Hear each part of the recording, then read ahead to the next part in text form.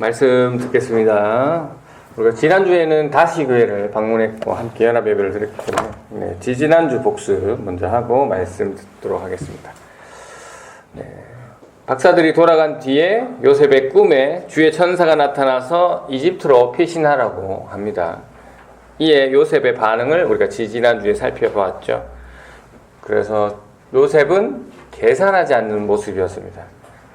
갓난아기 예수와 산모였던 마리아를 데리고 10일에서 20일이나 되는 거리를 걸어야 했음에도 이동했음에도 불구하고 요셉은 계산하지 않고 즉시 움직였습니다. 그 밤에 말이죠.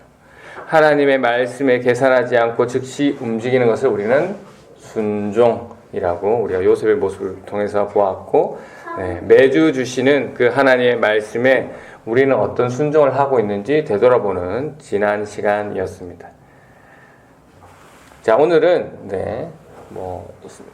오늘 보면 마태복음 2장 13절에서 15절 말씀의 마지막 부분이 되겠습니다. 15절 말씀인데 본문은 계속 같이 보았기 때문에 13절, 14절, 15절을 함께 읽도록 하겠습니다.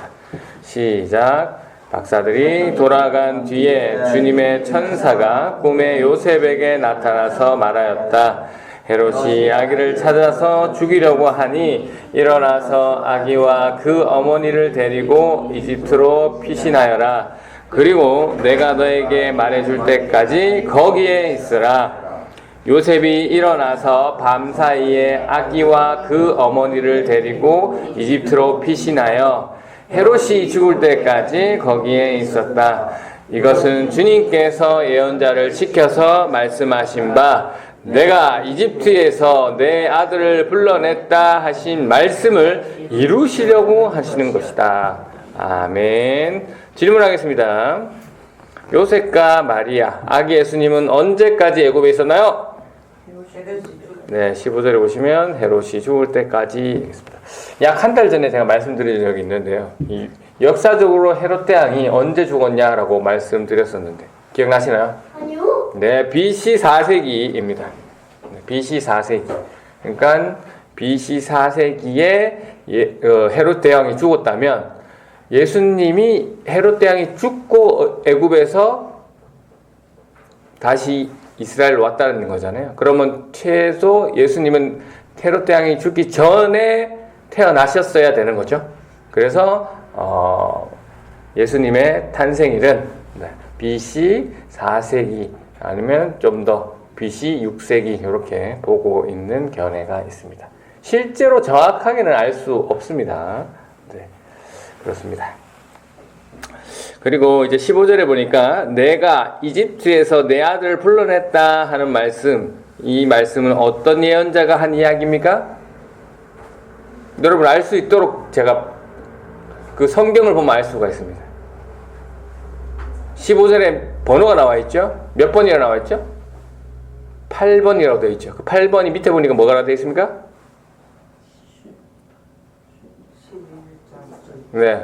호세아 11장 1절 말씀에 기록된 말씀이라는 거죠. 보시기 편하죠. 그렇게 세번역 성경은 그렇게 잘 되어 있습니다. 그래서 내가 이집트에서 내 아들을 불러냈다 하는 이 호세아 선지자의 말을 마태가 인용했다라는 것이죠. 그러면 오늘 말씀은 왜 마태는 이 호세아 선지자의 말을 인용해서 이렇게 요 구절을 썼는지에 대해서 우리는 알아보면 되겠습니다.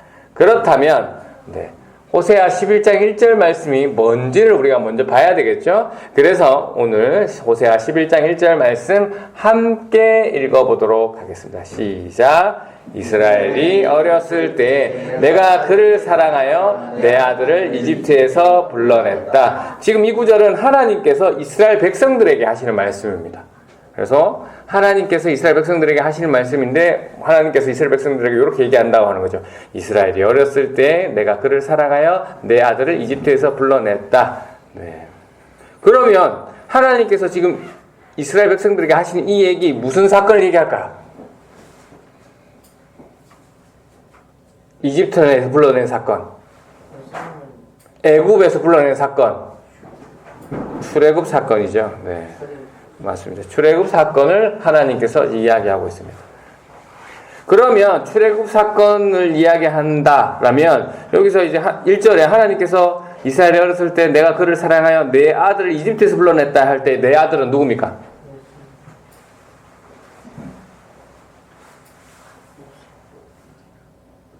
네, 이스라엘입니다. 이스라엘. 네, 이스라엘을 아들로 표현하신 하나님이시죠. 네. 너무 억지가 아닌가? 라고 생각할 수도 있지만 아닙니다. 성경에 다 있는 겁니다. 출애굽기 4장 22절 말씀 함께 읽겠습니다. 시작. 너는 바로에게 말하여라. 나 주가 이렇게 말한다. 이스라엘은 나의 네, 이해가 되시죠? 네, 하나님께서는 호세아 선지자의 입술을 통해서 내 아들인 이스라엘 민족 전체를 불러내었다라고 말씀하고 있습니다. 그러면 이 11장 1절은 무슨 내용이냐? 하나님께서 맏아들인 이 이스라엘을 이집트에서 구원하셨다라는 내용이고요. 그런데 이제 그 뜻을 얘기하려고 호세아가 얘기한 게 아니라 2절 내용을 보시면 이제 내용이 달라집니다. 한번 읽어볼까요? 시작. 그러나 내가 부르면 부를수록 이스라엘은 나에게서 멀리 떠나갔다. 짐승을 잡아서 바알 우상들에게 희생 제물로 바치며 온갖 신상들에게 향을 피워서 바쳤지만, 무슨 말입니까? 하나님이 너희를 나의 아들 이스라엘을 이집트에서 구원해서 살려주셨는데 정작 이스라엘 맏아들은 어떤 모습이라는 겁니까? 하나님이 부르면 부를수록 멀리 떠나는 모습. 어떻게 멀리 떠나는 모습을 하고 있다고요? 우상을 섬기는 모습을 보이고 있다라고 하나님께서 얘기하고 있다. 그래서 여기 호세아서 11장 전체 내용은 방금 말씀드렸던 그 이스라엘 모습에 하나님께서 여전히 이스라엘을 사랑하는데 또 멀리 자꾸 가는 죄를 짓는 이스라엘을 보면서 안타까워하고 탄식하는 내용의 11장 내용입니다. 그게 11장 내용이고요. 그래서 이게 11장 1절의 의미가 되겠죠. 하나님은 이스라엘을 사랑하지만 이스라엘이 하나님에서 멀어지고 있는 상황. 그렇다면 마태는 왜 이것을 예수님에게 적용했을까요? 표 넘겼나요? 아니요. 표 한번 보여주세요. 이스라엘과 예수님을 그 말씀을 비교해서 비교한 표가 있습니다. 자, 왼쪽 라인이 이스라엘 라인이고 오른쪽이 예수님입니다. 자, 이스라엘은 이집트로 내려갔죠. 내려갔고 뭘 때문에 내려갔죠? 기근으로 내려갔죠. 기근으로 인해서 야곱 가족 전체가 야곱 가족 이스라엘이 되었으니까 내려갔고, 또 예수님은 어떻게 이집트로 갔죠? 요셉 가족은 어떻게 이집트로 갔죠?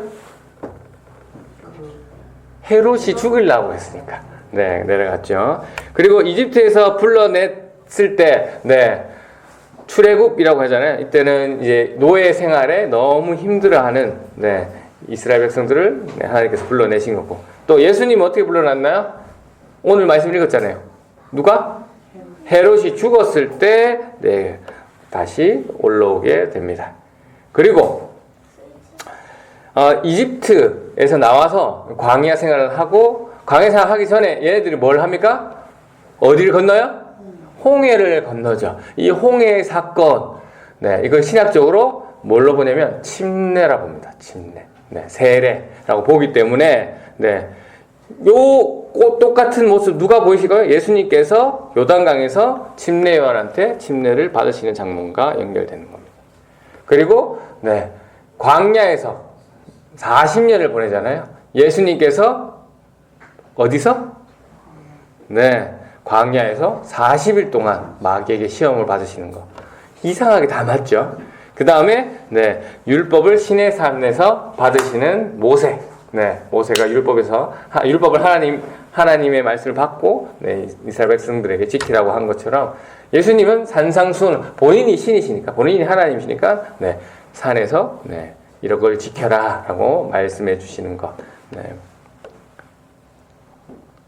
그래서 이 침례라는 의미를 잠깐 드리면, 원래는 그 뒤에 누가 이스라엘 백성들 잡으려고 이집트 군대들이 쫓아오잖아요. 원래 얘네들은 붙잡혀서 죽어야 됩니다. 그러나 하나님께서 모세를 통해서 홍해를 갈라주시면서 그 사이로 지나가면서 살아나게 되죠. 그게 침례의 의미잖아요. 이전에 나는 죽고 새로 태어난다. 하나님의 백성으로 새로 태어난다라는 거. 그래서 이 홍해 사건은 침례를 예표하는 거다라고 말씀드렸고. 그래서 이것을 통해서 마태가 이야기하고 싶은 것은 무엇이냐? 호세아서를 보니까 이스라엘 역사가 곧 누구의 역사입니까? 예수님의 역사더라. 이스라엘 역사 그대로 예수님이, 그러니까 신이신 예수님이 이 땅에 와서 그 역사를 경험하셨다라고 하면서 그 경험한 이스라엘 백성들이 점점 어떻게 하더라고요? 하나님에게서 멀어지는 모습인데, 그런데 예수님은 어떻게 하셨다? 완성하셨다. 똑같은 이스라엘 역사를 경험했지만 예수님은 완전하신 분이기 때문에 그것을 완성하셨다라는 것을 이야기하고 있습니다. 그래서 마태가 호세아서 11장 1절을 말씀을 인용해서 표현하고 싶은 것은 예수님은 하나님의 명령을 완전히 수행하시는 진짜 아들이다, 진짜 맏아들이다라는 것을, 그리고 진짜 왕이시다라는 것을 말씀하고 있습니다. 마태복음 전체 문맥과도 이어지죠. 예수가 왕이다. 예수가 그 메시아다라는 내용과 이어집니다. 주의 천사가 요셉의 꿈에 나타나서 애굽으로 가라 하는 이유, 표면적으로 보면 뭡니까? 당연히 헤롯이 통치하는 지역, 헤롯이 지금 죽이려고 하니까 헤롯이 통치하는 지역에 예수님이 계시면 목숨이 위험하죠. 그래서 숨을 곳이 없기 때문에 애굽으로 어쩔 수 없이 간 것도 있고, 당시 유대인들이 애굽에 많이 모여 살았습니다. 왜냐하면 애굽 사람들하고 친하게 또 호의적인 관계였기 때문에 친하게 지낸 것도 있고, 여러 가지 안전하게 지킬 수 있는 애굽이었지만, 가장 그런 얘기 다 제껴두고 가장 핵심적인 얘기, 오늘 방금 보셨지만 이스라엘 아들들은 실패했지만 예수 아들들은 성공하기 위해서, 하나님의 역사를 이루기 위해서 아기 예수를 이집트로 보내셨다라는 것을 우리가 알 수 있습니다. 저와 여러분은 예수 그리스도로 인해서 죄에서 건짐을 받은 아들들입니다. 맞습니까? 맞습니다. 딸이지만 아들로 대표성을 가지고 말씀을 드립니다. 여러분은 어떤 아들의 모습을, 어떤 딸의 모습을 가지고 있습니까? 하나님의 부르심에 가까이 가며 완성시켜가는 아들의 모습을 가지고 계십니까? 아니면 하나님께 점점 멀어져 가고 우상 숭배를 하고 있는 아들의 모습을 하고 있는 것은 아닌지 살펴보시기 바랍니다. 모든 것을 다 아시고 미리 움직이시는 하나님, 지금도 살아계신 그 하나님께서 오늘 이 말씀을 저와 여러분에게 주신 이유가 분명히 있을 겁니다. 그리고 그 음성에 나에게 적용하시고 그 비밀을 발견하시고 반응하시는 여러분이 되시기를 바랍니다.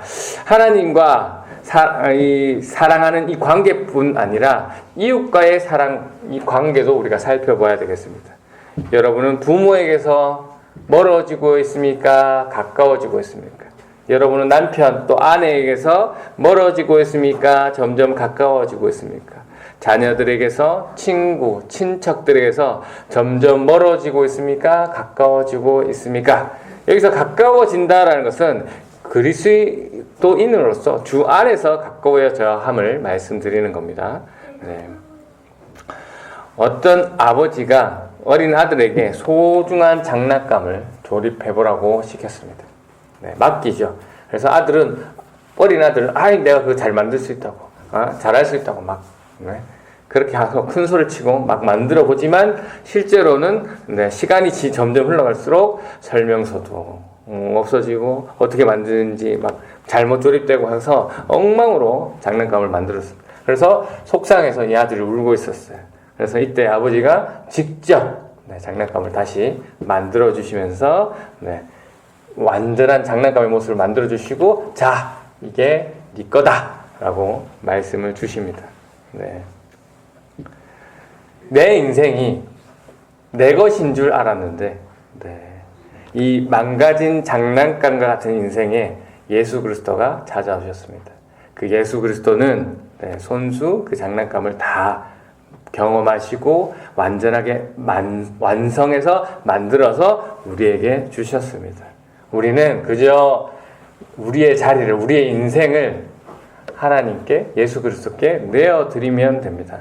그러면 우리는 실패했던 인생에서 주 안에서 승리한 인생으로 그렇게 살아갈 수 있습니다. 내가 그리스도인으로서 무엇인가를 내가 완성하려는 것이 아니라 이미 주님께서 완성해 놓으신 것을 그 길을 따라가려고 하는 모습이면 된다라는 것이죠. 그거면 충분합니다. 하나님의 사랑을 표현한 예배를 드리면서 우리가 이웃을 사랑하는 사역을 감당하면서 제자로 삼는 그 사명을 또 행하고 침례를 통해서 주 안에서 교제를 또 실천하고 말씀과 기도로 훈련되어지는 그 모습이면 됩니다. 바라옵기는 이런 방향성을 가지고 이번 한 주간도 각자 주어진 자리에서 최선의 삶으로 주님께서 이미 완성해 놓으신 그 삶을, 그 완전한 인생을 따르는 귀한 한 주간 되시는 저와 여러분이 되시기를 진심으로 축원합니다. 아멘. 이 시간 함께 기도하실 때 오늘 주신 말씀 묵상하면서 기도하기를 원합니다. 하나님께서 오늘 말씀을 통해서 우리의 인생의 실상을 보게 하시니 참 감사합니다.